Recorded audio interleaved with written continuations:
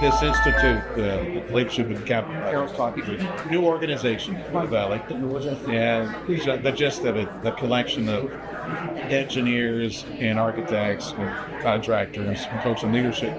They've been running a series because they do it statewide. They've been running a series locally on issues that are salient to contractors in the building industry, whether it's capital projects or privately funded projects. But the focus is the capital projects, like the institutions, the schools, like county buildings, the research facilities, things like that. It's a collective. They're competitors, architects and contractors and engineers are competitors, but they come together, they lock arms, and they participate in information forums like this. It's a networking fraternity, but also they catch up to speed. They've done a couple. They did one on economic development issues some months back. They did one on education, how education is trying to meet the need of workforce requirements and no district of engineering. Get them trained quick for today's infrastructure.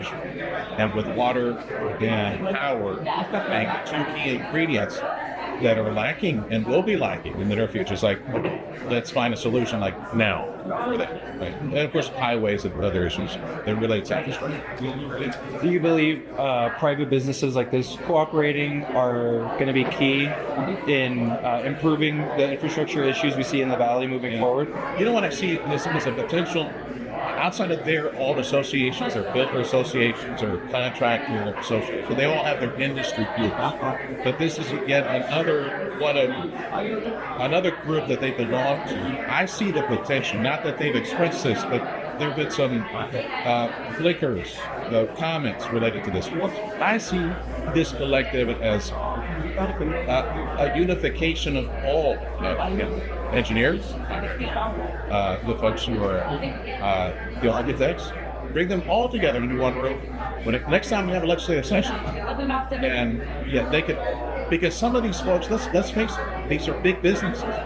These are private industry businesses, and they're the ones who can potentially fund the campaigns and get the audience or the lawmakers to pay attention up in Austin and make sure that roads and make sure that water issues, like almost at an emergency pace, get addressed for the population. But for industry that's very thirsty, the high energy, high tech is very thirsty.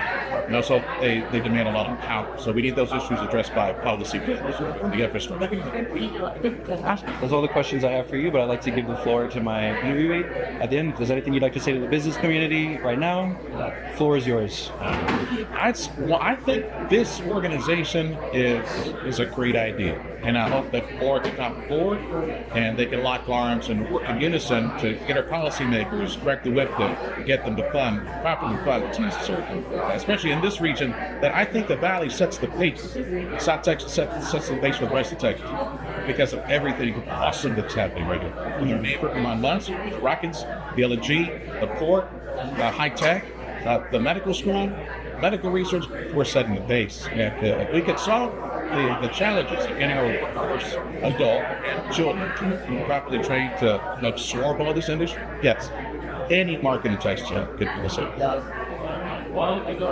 Thank you very much. Too bad, but I'm gonna have to take this souvenir from it's so funny. It looks like a little Star Trek film. Right, yeah. Thank you. Have a good day. I think so.